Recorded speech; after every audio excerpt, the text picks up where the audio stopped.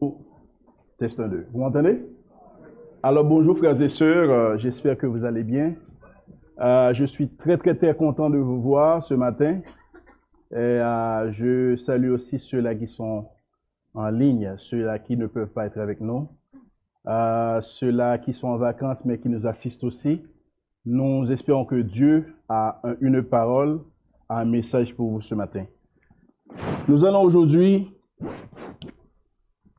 nous entretenir sur l'avenir. Et pour cela, nous vous invitons à lire dans Jacques chapitre 13, Jacques chapitre 4, verset 13 à 17. Jacques chapitre 4, verset 13 à 17.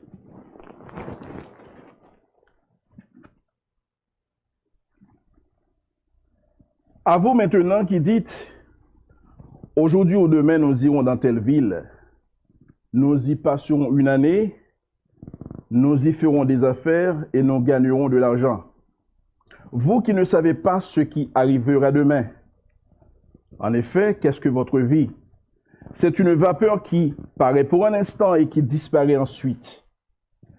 Vous devriez dire au contraire, si Dieu le veut, nous vivrons et nous ferons ceci ou cela. Mais en réalité, vous vous montrez fiers de vos fanfaronnades. Toute fierté de ce genre est mauvaise. Si donc quelqu'un sait faire ce qui est bien et ne le fait pas, il commet un péché. Prions. Seigneur, nous sommes ici présents devant ta face, très faibles. Mais nous attendons, oh Dieu, une parole de ta bouche. Toi, tu décides de te servir d'un canal, d'un individu pour porter ta parole. Nous savons combien nous sommes faibles, combien nous avons des manquements, mais nous comptons sur toi, oh Dieu, qui va non seulement nous aider à comprendre ta parole, mais nous aider aussi à l'appliquer dans notre vie. Ce qui est important, ce n'est pas juste apprendre ta parole, juste connaître ce que toi tu veux, mais faire en sorte que ta parole inonde vraiment nos cœurs, transperce nos cœurs, et afin que nous puissions te ressembler, oh Dieu. Merci pour ta grâce. Merci pour ton amour. Amen. Nous sommes en train de voir un sujet qui parle de l'avenir. Et le sujet s'intitule Découvrir l'avenir avec sagesse. L'être humain sait qu'il doit un jour ou l'autre quitter ce monde. Et par conséquent, il souhaite jouir au maximum de ce que lui réserve la vie. Il forme des projets parfois les uns plus ambitieux que les autres. Et malgré la guerre, la famine, les intempéries, les catastrophes, l'homme rêve et rêve toujours des jours heureux.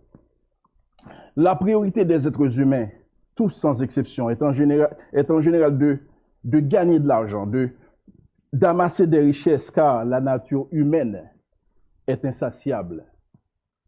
De plus, l'homme veut se sentir libre de prendre des décisions, libre de planifier sa vie future, et ceci sans rendre compte à personne. Il veut être autonome et indépendant. Mais dans un monde où tout est incertain, absolument tout, le croyant ne devrait-il pas entrevoir l'avenir avec sagesse d'une autre manière? Si oui, quelle devrait être son attitude dans une génération, dans une société où le monde prône la confiance en soi et l'autonomie? Le passage que nous venons de lire, mes chers amis, que je vous demande d'ouvrir votre Bible et de rester sur la Bible, le passage que nous venons de lire nous interpelle en tant que croyants à ne pas être sages à nos propres yeux, à reconsidérer notre manière de penser, à avoir une intelligence renouvelée pour découvrir sagement l'avenir nos moindres projets doivent entièrement être soumis à la volonté de Dieu. Lorsque vous regardez dans votre Bible, vous remarquez que l'apôtre Jacques s'adresse à une catégorie d'individus qui font des projections pour l'avenir sans tenir compte dans leurs projets. D'ailleurs, vous voyez, à vous maintenant qui dites, donc il passait d'une catégorie à une autre catégorie. À vous maintenant qui dites, aujourd'hui ou demain, nous irons dans telle ville, nous y passerons une année, nous y ferons des affaires et nous gagnerons de l'argent. Vous voyez déjà qu'avec l'élément, le mot maintenant, ça prouve qu'il change de direction. Là, il parle à des riches, à des personnes qui faisaient des trafics, qui faisaient du commerce. Nous voyons aussi que l'auteur leur pose une question vitale. Qu'est-ce que votre vie? Il leur montre aussi, dans sa réponse, leurs limites en tant qu'être humain malgré leur position sociale. Aussi, il les met du coup en garde contre le problème de leur fierté, de cet orgueil qui met Dieu au second plan dans leur vie. Ce matin, nous allons considérer 4 vérités qui découlent de ce passage. Tout d'abord, le cœur de l'homme est naturellement attiré par l'avenir. Le cœur de l'homme est naturellement attiré par l'avenir. Jacques nous dit, à vous maintenant qui dites, aujourd'hui ou demain, nous irons. Vous voyez qu'il y a le futur ici. Donc, ça projette un avenir. Nous irons dans telle ville, nous y passerons une année, nous y ferons des affaires et nous gagnerons de l'argent. Vous voyez déjà qu'il y a une idée de planification. Jacques s'adresse à des gens qui partent pour s'établir dans d'autres endroits en vue de progresser économiquement et socialement. Le fait même de penser à s'établir quelque part implique l'idée de planification, d'une planification qui se fait avec minutie, avec soin. Le voyage d'affaires était commun au premier siècle, surtout chez les Juifs. En fait, on peut se demander, est-ce que la planification, c'est quelque chose de mauvais? En effet, la planification n'est pas quelque chose de mauvais en soi, car Dieu même, avant de créer l'homme, a tout organisé pour lui. Il a créé la nourriture, ainsi qu'un environnement favorable dans lequel devrait évoluer la créature humaine. Ces marchands ou commerçants dont il est question dressaient un plan de voyage. Et lorsque vous faites un plan, vous programmez. Vous dites, 1, voici ce que je vais faire. 2, voici ce que je vais faire. 3, voici ce que je vais faire. Ils devaient partir quand la caravane ou le navire est prêt, acheter et vendre leurs marchandises, prévoir passer une année et retourner avec un profit. Ils planifiaient tout de manière minutieuse. Mais maintenant, le problème abordé par Jacques, que vous pouvez regarder dans votre Bible, cependant est que Dieu n'était pas inclus dans leur plan. Cette attitude dénote, dans une certaine mesure, un certain irrespect, voire une arrogance envers Dieu. Imaginez un instant, vous êtes parents et puis vos enfants, ils disent, bon, je vais aller quelque part, je vais passer une semaine. Mais réalisez que votre enfant, il est sous votre toit. À votre sens, comment cet enfant se comporte? Est-ce qu'il agit avec arrogance ou il agit avec sagesse? Vous direz tout simplement qu'il agit avec arrogance. Pourquoi? Parce que il est sous votre toit, il dépend de toi, mais il choisit de planifier pour lui seul. C'est comme ça Dieu voit ces gens-là qui planifient comme ça. Il faut quand même souligner que la façon dont il planifiait ces choses, faisait des affaires et utilisait l'argent n'avait pratiquement rien de malhonnête. Mais ce qui était le problème, c'était leur attitude, parce que leur attitude ne se distinguait pas de celle des païens, qui ne tenaient pas compte de Dieu dans leur projet. Ils planifiaient comme si le temps leur appartenait. La préoccupation de Jacques portait sur le fait que ces croyants n'envisageaient pas Dieu dans les détails de leur vie. Imaginez que le Dieu est notre créateur, on décide de décider sans lui, de faire des projets sans lui. La vie de ces gens, de ces chrétiens dans le temps, était caractérisée comme celle de beaucoup de chrétiens de nos jours par l'affirmation de soi, la confiance en soi et même l'égocentrisme. L'égocentrisme, c'est le fait que tout porte sur soi-même. Nous sentons que cette tendance se développe de jour en jour chez des gens modernes, chez les gens de ce siècle, où l'homme affirme être capable de tout faire. Et on entend souvent des gens dire, moi, je suis capable de tout faire. Rien ne peut m'arrêter. Beaucoup de gens dans les églises mentionnent le nom de Dieu quand les choses vont mal. Dans beaucoup de pays tels que Haïti, dans d'autres pays où ça va très mal, vous voyez que des gens ont un désir d'appeler Dieu parce que tout va mal. Mais quand il est question de planifier, de former des projets pour leur vie, on voit que Dieu est superficiel dans leur conversation. Il nous arrive aussi à nous, qui sommes chrétiens malgré notre confiance en Dieu, de ne pas vraiment réaliser que Dieu seul détient l'indépendance et l'autonomie. Malheureusement, nombreux sont des frères et sœurs qui tendent à prendre en main le contrôle de leur vie. J'aimerais vous poser cette question ce matin. Es-tu dans cette catégorie de personnes dont Dieu n'est pas la priorité absolue? C'est sûr qu'au départ, vous allez dire, puisque je suis chrétien, Dieu est ma priorité absolue. Mais est-ce qu'en réalité, dans la vraie vie, dans votre vie, dans la vie que vous vivez, est-ce que Dieu est votre priorité absolue? Voici quelques attitudes communes ou manières de penser qui prouvent que Dieu, parfois, est hors de notre planification. Le travail et le carrière. Est-ce qu'il vous arrive lorsque vous venez de décrocher un emploi, avant même de déposer un CV, est-ce que vous mettez Dieu au courant? Vous dites à Dieu, OK, j'aimerais aller travailler quelque part. Est-ce que toi, tu veux vraiment que j'aille travailler quelque part? Parfois, vous pensez que c'est très banal, juste un petit détail. Mais rappelez-vous, vous dépendez de Dieu.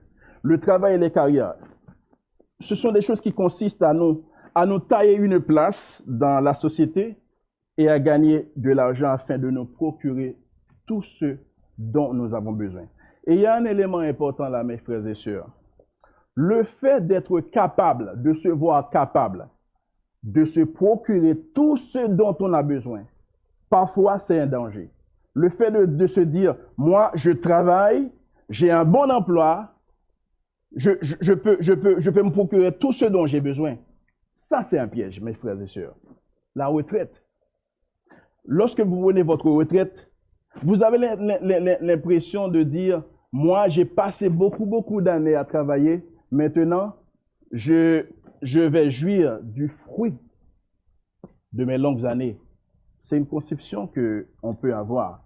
Il y a aussi les décisions au sujet de l'éducation de nos enfants. Les déplacements, les investissements que nous faisons, les dépenses. Mes frères et sœurs, il y a deux choses qu'il ne faut jamais oublier en tant que chrétien. Premièrement, Dieu est notre créateur. Il ne faut pas oublier ça. Dieu est notre créateur. Donc, il a le droit de vie et de mort sur nous. C'est lui qui doit contrôler notre vie. Si notre souffle de vie lui appartient, comment est-ce possible pour qu'on puisse ignorer notre Créateur? La deuxième chose, c'est que Jésus-Christ, qui est Dieu, est notre Sauveur. Si c'est Jésus-Christ qui nous a rachetés par son propre sang, Donc désormais, toute notre vie doit appartenir à Dieu. C'est-à-dire notre manière de penser, notre vision du monde et tout ce que nous possédons. Il est bien d'avoir des buts, mais ceux qui peuvent nous décevoir, ces buts peuvent nous décevoir si nous osons enlever Dieu de nos plans. La preuve en est bien grande avec la pandémie qui a sévi pendant 2 ans environ. Ça a jugulé, ça a brisé, ça a détruit tous nos projets. C'est sûr que vous aviez des projets énormes. Vous vouliez acheter une maison, vous vouliez faire des voyages. Mais tout est tombé à l'eau. Pourquoi? Parce que tout simplement, il y a des choses qui sont hors de notre contrôle. Vous êtes-vous déjà posé cette question? Et ça, c'est très important, mes frères et sœurs. Que ferais-je si Dieu décide d'intervenir et réarranger mes plans? J'aimerais reprendre. Que ferais-je? Rappelez-vous, vous êtes en face de Dieu. Vous dites, je fais des plans, mais que ferais-je si Dieu décide? Si Dieu décide de changer et réarranger mes plans. Si nous mettons vraiment les désirs de Dieu au centre de nos planifications, nous ne serons jamais déçus. Rappelez-vous ce que la Bible dit. Faites de l'Éternel tes délices et il te donnera ce que ton cœur désire. Faites de l'Éternel tes délices. Délices veut dire plaisir extrême. Donc, est-ce que vous confondez, est-ce que vous mettez votre désir dans les désirs de Dieu? La Bible nous dit dans Jean 15, verset 5, « Je suis le cep et vous êtes les sarments. Celui qui demeure en moi et en qui je demeure porte beaucoup de fruits. »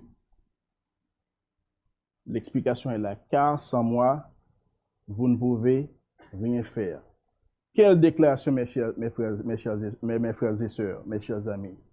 « Car sans moi, vous ne pouvez rien faire. » C'est-à-dire, si j'ai la santé, c'est parce que Dieu me donne la santé. Si j'ai un bon emploi, c'est parce que Dieu choisit de me donner un bon emploi. Car sans moi, vous ne pouvez rien faire. Un chrétien, mes frères et sœurs, doit absolument dépendre de Jésus-Christ, sachant que Dieu seul connaît l'avenir. Si le cœur de l'homme a naturellement le désir de connaître l'avenir, le croyant, en revanche, doit se rappeler que c'est Dieu seul qui peut déterminer la durée des êtres humains. Dieu seul peut déterminer la durée des êtres humains. Verset 14. Vous, là, il y a Jacques qui s'adresse, qui essaie de challenger ces chrétiens-là qui ne mettent pas Dieu dans leur priorité absolue. Remarquez ce que Jacques dit. Vous qui ne savez pas ce qui arrivera demain. Nous sommes le dimanche aujourd'hui. Demain, c'est lundi, n'est-ce pas? Peu importe nos capacités, peu importe nos connaissances, nous ne sommes pas en mesure de savoir ce qui va se passer demain. Vous savez, l'homme qui a composé « Quel repos céleste, Jésus d'être à toi ». Quel repos céleste, Jésus d'être à toi. Il a perdu, écoutez bien, il a perdu 4 filles au bout de 12 minutes seulement, lors d'une collision de bateau le 2 novembre 1873, alors que ses filles allaient en vacances dans un pays étranger. C'est très intéressant, vous avez des enfants, vous dites aux enfants, okay, allez, je vais vous rejoindre là-bas. La nouvelle que vous recevez, vos filles, vos 4 filles, 4, elles sont mortes du coup. Monsieur Horatio, c'est l'homme, c'est le compositeur. Il a donc réalisé que l'homme propose, mais Dieu seul dispose. Lui, ce qu'il voulait, c'est à aller rejoindre sa famille, sa femme et ses enfants. C'est très, très normal. Mais est-ce qu'il pouvait avoir le contrôle de la destinée? Est-ce qu'il pouvait savoir ce qui allait arriver? Il ne le savait pas. Nous avons tous notre propre définition par rapport à la vie. D'ailleurs, c'est un concept hautement philosophique. Si on vous demande qu'est-ce que la vie, c'est sûr que vous allez réfléchir pour avoir une définition. Mais il y a une définition très très simple que Jacques nous donne. La vie est une vapeur. Le terme vapeur employé par Jacques détermine l'aspect éphémère, temporaire, passager de la vie des êtres humains. Peu importe notre beauté, peu importe notre rang social, la vie pour chaque être humain peut être totalement courte. De plus, les verbes paraître et disparaître prouvent que rien sur terre est éternel. Jacques dénonce le problème avec le genre de plan bien fait. On planifie, on se dit, OK, voilà, moi je décide que tel jour, voici ce que je vais faire. Tel autre jour, voici ce que je vais faire. Le problème, c'est que lorsqu'on fait ces plans et qu'on ignore Dieu, on se met face à Dieu. Car ces gens étaient en train de planifier comme si l'avenir était déjà un garanti. Il est donc important de réaliser, mes frères et sœurs, que la vie a beaucoup d'incertitudes et de précarité. Les hommes devraient songer à dépendre de Dieu à cause de leurs limites. On est tous limités, mes frères et sœurs. Le fait de parvenir à réaliser que l'avenir est incertain nous apprend non seulement à avoir pleinement confiance en Dieu, mais aussi nous aide à apprécier les bénédictions du présent moment. Combien de fois nous nous plaignons de nos manques? On se dit, oh, il me manque beaucoup d'argent.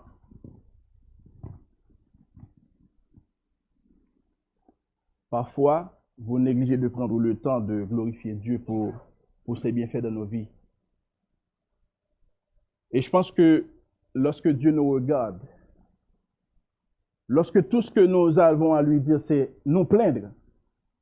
J'ai pas assez de choses, j'ai pas assez d'argent, j'ai pas assez de robes, j'ai pas assez de pantalons, j'ai pas assez de, je sais pas.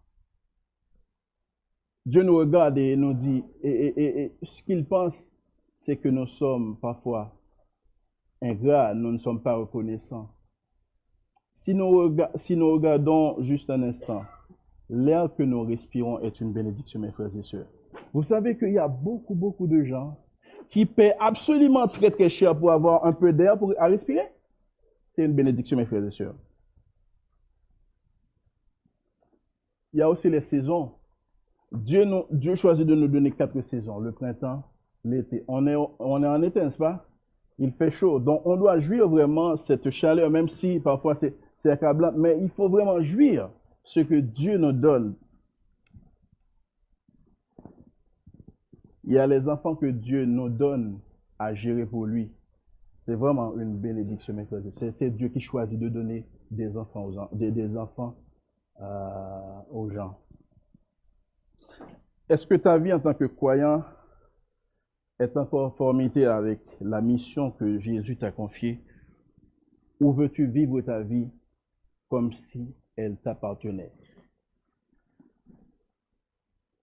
Notre vie ne nous appartient pas. Si nous sommes convaincus que c'est Dieu qui détermine la durée de notre vie, il est alors important de soumettre notre vie à sa volonté. Un cœur soumis cherchera toujours la volonté de Dieu. J'aimerais qu'on prenne un peu de temps sur ces 2 versets. Il y a une exhortation que Jacques nous demande de faire, qu'il nous fait. Vous devriez dire au contraire, la phrase est là, si Dieu le veut, nous vivrons et nous ferons ceci ou cela. J'aimerais reprendre la phrase. Si Dieu le veut, nous vivrons et nous ferons ceci ou cela. Et il continue pour dire, mais en réalité, vous vous montrez fiers de vos fanfaronnades. Et il dit, toute fierté de ce genre est mauvaise. Jacques nous peint clairement le portrait d'une vie soumise à Dieu. Mes frères et sœurs, ce que nous disons traduit notre manière de penser, que ce soit de manière consciente ou de manière inconsciente. Quand un croyant accepte que Jésus entre dans sa vie, automatiquement, il admet que Christ est son maître, de qui il dépend. Paul, dans Galates 2, verset 20, écrit, « J'ai été crucifié avec Christ, et si je vis, ce n'est plus moi qui vis, mais c'est Christ qui vit en moi. Si je vis maintenant dans la chair, je vis dans la foi au Fils de Dieu qui m'a aimé et qui s'est livré lui-même pour moi. » Si, écoutez bien, Paul, le fait de dire « j'ai été crucifié avec Christ », c'est comme si Paul se voyait sur la croix, il crucifiait la chair et ses passions, le vieil homme, et il est revêtu d'un homme nouveau. C'est ce que vous êtes aujourd'hui, une nature nouvelle. Et de là étant, si vous avez une nature nouvelle, vous ne devez pas avoir le même comportement que vous aviez eu avant d'avoir rencontré Christ. Notre manière de penser doit être alors différente de celle que nous avions eue avant. Ma volonté entière doit être soumise à la volonté de celui qui vit en moi. Est-ce que c'est juste que je veux montrer aux autres que Christ vit en moi ou c'est vraiment une réalité? Ainsi, si nous disons que notre vie est à Christ, alors tous les domaines de notre vie doivent appartenir entièrement à Dieu. Jésus nous dit dans Matthieu 6, verset 33, « Cherchez premièrement le royaume et la justice de Dieu, et toutes ces choses vous seront données par-dessus. » Le croyant qui cherche le royaume de Dieu et sa justice, c'est celui qui laisse entièrement Dieu, c'est celui qui laisse Dieu dominer sa vie, c'est-à-dire il soumet sa volonté à celle de Christ, et ceci dans tous les aspects. Il est alors très sage en parlant des projets d'avenir de dire « si Dieu le veut ». Essayons d'être francs. Est-ce que lorsque vous parlez, vous pensez à dire « si Dieu le veut » ou vous dites « ok, on se voit demain ». Je pense que beaucoup d'entre nous ne sommes pas conscients de ce que nous disons, mais juste analysez cette phrase. Si Dieu le veut. Si Dieu le veut, implique que c'est Dieu qui décide. C'est juste une phrase assez courte, mais qui doit avoir une signification vitale pour le chrétien. Il ne s'agit pas d'une simple formule, puisque les gens le disent, je dis si Dieu le veut, mais il faut vraiment penser ça comme une réalité. Cela sous-entend que nous savons avec ça. Rappelez, par exemple, si nous disons à demain, par exemple, cela sous-entend que nous savons déjà avec certitude ce qui va arriver demain. Mais qu'est-ce qui va se passer dans les prochaines minutes? C'est sûr que personne ici ne peut répondre à cette question. Qu'est-ce qui va se passer à 11h10? Qu'est-ce qui va se passer à midi? Personne ne le sait.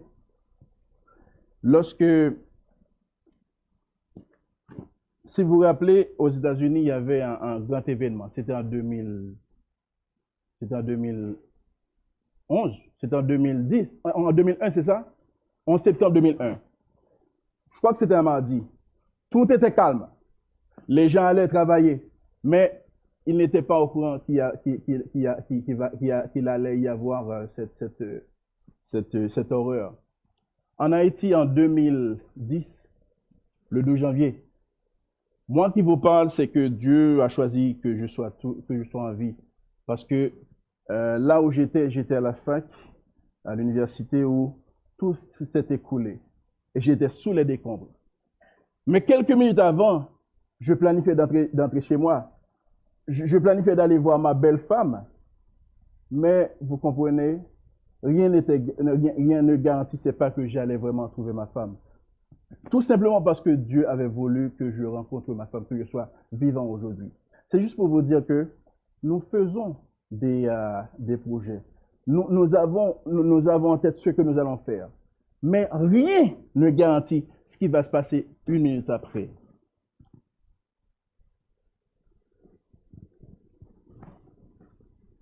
Pensez-y. Est-ce qu'il vous arrive de penser un seul instant que vous pouvez éviter ou vous pouvez empêcher un accident d'arriver, que vos enfants tombent malades ou qu'un proche soit mort? Ce sont des choses qui sont hors de notre contrôle.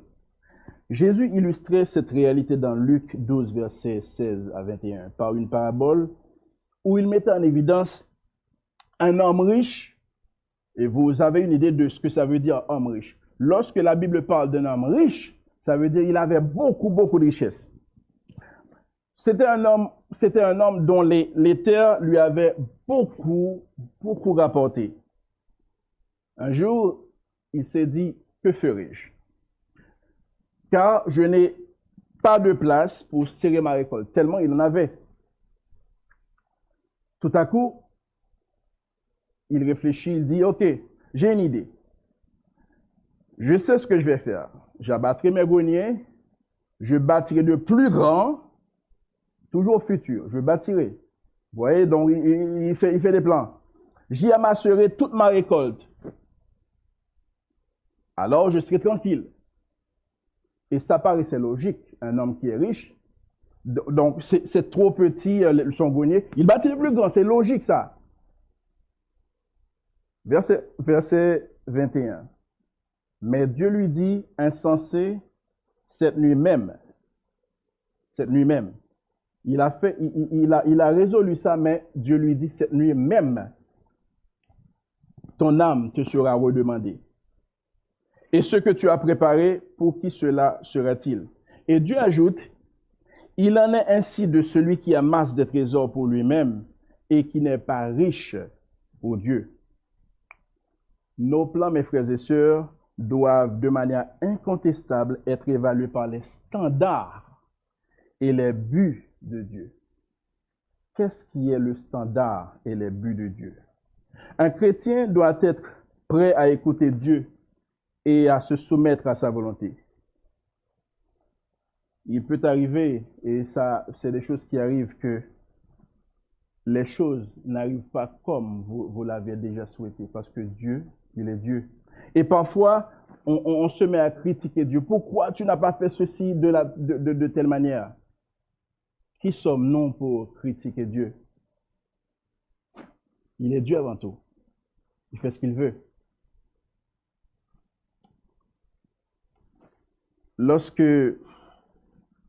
est homme ou femme d'affaires, on a parfois l'impression que on a le contrôle de la vie, on a le contrôle de la destinée. Pourquoi? Parce que on peut faire de grands profits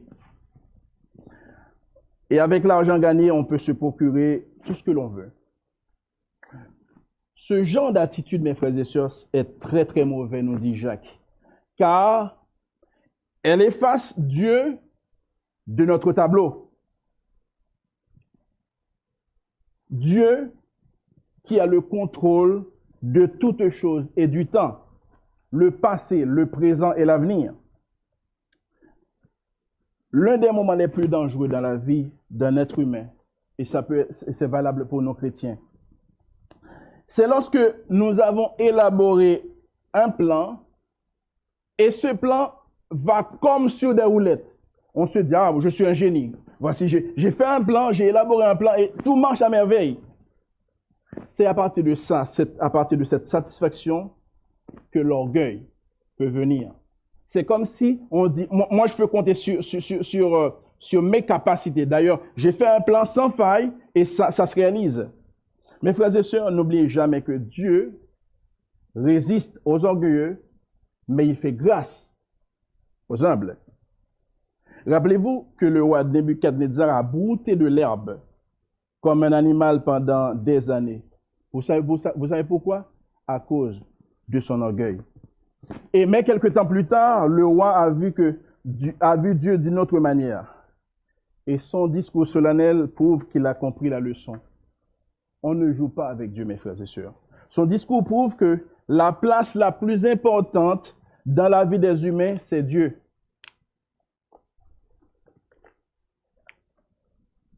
Le roi a dit, et ça c'est une bonne confession, maintenant moi, Nebuchadnezzar, je loue, j'exalte et je glorifie le roi des cieux, dont toutes les œuvres sont vraies et les voies justes, et qui peut abaisser ceux qui marchent avec l'orgueil. Juste pour vous dire, mes frères et sœurs, l'une des choses que Dieu a en horreur, c'est l'orgueil.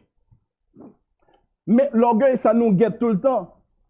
Que l'on soit chrétien, que l'on soit païen, l'orgueil est toujours là. Et il faut avoir l'intelligence que donne Dieu pour comprendre ça.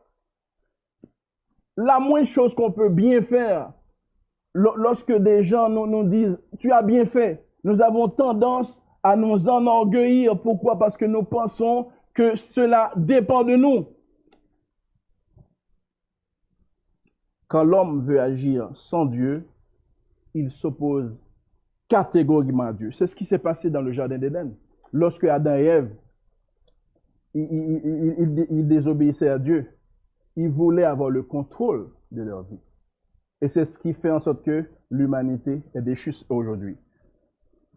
Parfois, nous trouvons que ce n'est pas trop nécessaire d'inviter Dieu dans les détails de notre vie. Mais au contraire, le fait d'avoir l'attitude de demander l'orientation à Dieu dans les moindres détails dénote trois choses importantes. Premièrement, notre respect envers Dieu, notre niveau de sagesse, notre humilité devant celui qui est notre maître et chef. Dans Philippiens 2, versets 9 à 11, il est dit ceci. C'est pourquoi Dieu l'a souverainement élevé et lui a donné le nom qui est au-dessus de tout nom, afin qu'au nom de Jésus, tout genou fléchisse dans les cieux, sur la terre et sous la terre, et que toute langue confesse que Jésus-Christ est Seigneur à la droite de Dieu. Tout genou doit fléchir devant Dieu. C'est juste pour vous dire que l'humilité est quelque chose d'incontestable chez un chrétien. Nous avons le choix, mes frères et sœurs. Soit que nous nous humilions nous-mêmes devant Dieu, et je pense que, et vous le pensez aussi, c'est le choix le plus judicieux qui soit c'est Dieu qui choisit de nous abaisser, de nous humilier. Et je pense que ça, c'est pas souhaitable, que c'est Dieu qui nous humilie. C'est préférable, mes frères et sœurs, de nous laisser, de nous humilier devant Dieu. Si nous acceptons de nous soumettre à Dieu, cela implique que notre vie est transformée et que celle-ci, c'est-à-dire notre vie transformée, doit éviter tout ce qui déplaît à Dieu. Une vie transformée doit éviter tout ce qui déplaît à Dieu. Verset 17. Si donc quelqu'un sait faire ce qui est bien et ne le fait pas, il commet un péché. Le verset 17 résume les chapitres 1 à 4 de l'épître de Jacques. L'auteur semble dire aux commerçants de l'époque ce qu'ils devraient faire, à savoir honorer Dieu. Lorsque nous nous montrons dépendants de Dieu, c'est-à-dire nous honorons Dieu. Lorsque nous demandons à Dieu de faire sa volonté dans notre vie, nous honorons Dieu. Et le fait de manquer à honorer Dieu, il péchait automatiquement. Dans un sens plus large, Jacques ajoute que ces mots comme une sorte d'avertissement à tous les futurs lecteurs, à savoir nous-mêmes. En tant que chrétiens, mes frères et sœurs, nous avons tendance à limiter ou circonscrire les péchés à des actes spécifiques. C'est comme si dans notre tête, lorsque nous péchons, nous disons, OK, pécher, c'est faire ce qui est mauvais. Ça paraît très logique, n'est-ce pas? Lorsqu'on pêche, on fait ce qui est mauvais. Mais, rappelez, par exemple, on sait qu'il ne faut pas voler. La Bible dit que nous ne devons pas voler. Ne pas voler, donc c'est un péché, on le sait. Ne pas tuer, ne pas commettre d'adultère. Mais les Écritures nous disent que péché est aussi ne pas faire ce qui est juste. Tout chrétien sait que mentir, c'est un péché. Mais c'est aussi un péché de connaître la vérité et de ne pas la dire ou de ne la partager. Un exemple. Si vous savez que c'est Jésus qui est le chemin, la vérité et la vie, et puis il y a des gens autour de vous, vous ne voulez pas communiquer cette vérité. Est-ce que c'est un péché? Oui, c'est un péché. Parce que vous voulez ignorer cette vérité. Tout chrétien sait que c'est un péché de parler en mal de quelqu'un. Vous dites, si je parle mal de quelqu'un, c'est un péché.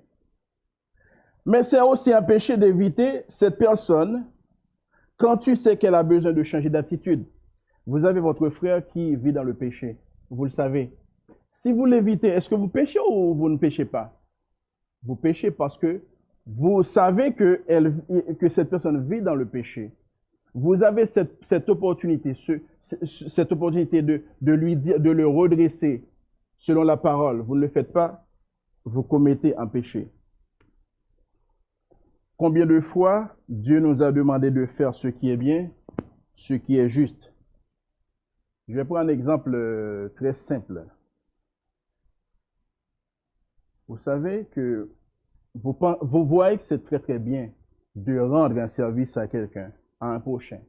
Et lorsque nous disons un prochain, ce n'est pas forcément quelqu'un de notre église, ni quelqu'un d'une autre église, mais un prochain, c'est notre semblable. Vous savez que si vous rendez un service à un prochain, c'est quelque chose de juste. Mais si vous dites, bon, je n'ai pas le temps, quelqu'un d'autre va le faire. Vous savez que vous péchez parce que Dieu a mis sur votre cœur, le Saint-Esprit vous guide, vous oriente vers cette personne pour l'aider. Si vous refusez, vous péchez devant Dieu, mes frères et sœurs. Nous savons aussi que c'est juste de rendre visite à quelqu'un qui est malade ou en détresse. Mais parfois, tout ce qui importe pour nous, ce sont les membres de notre famille. Vous dites, moi, ce qui importe pour moi, ce sont les membres de ma famille. Vous commettez un péché parce que normalement, les membres de votre famille sont tes prochains, sont vos prochains, aussi ceux-là qui ne connaissent pas Jésus-Christ, ce sont aussi des prochains. Si vous faites cette distinction parce que vous dites, OK, le plus important pour moi, ce sont mes proches, ce sont les membres de ma famille, vous commettez un péché. Nous devons conclure. Nous avons vu que le cœur de l'homme est naturellement attiré par l'avenir, que Dieu seul peut déterminer la durée de la vie des êtres humains, qu'un cœur soumis cherchera toujours la volonté de Dieu, qu'une vie transformée doit éviter ce qui déplaît à Dieu. Notre marche avec Dieu, notre Seigneur et Sauveur, doit être réelle et visible, et ceci dans tous les domaines. Qu'il s'agisse des affaires, de nos carrières, de nos études, de nos projets, que ce soit grand et petit, tout, mes frères et sœurs, doit être soumis à la volonté de Dieu. Ce n'est pas sans raison que dans la formule de prière de Jésus-Christ, il nous dit, lorsque vous parlez à Dieu, il faut dire que ta volonté soit faite. Est-ce que tu veux laisser Dieu prendre le contrôle de ton aujourd'hui, de ton lendemain, de ta semaine prochaine, de ton année prochaine? Es-tu aujourd'hui convaincu de l'importance de cette petite phrase dans ta vie? Si Dieu le veut, nous vivrons et nous ferons ceci ou cela. Si Dieu le veut, traduit nos limites en tant qu'individu et notre reconnaissance envers ce Dieu omniscient.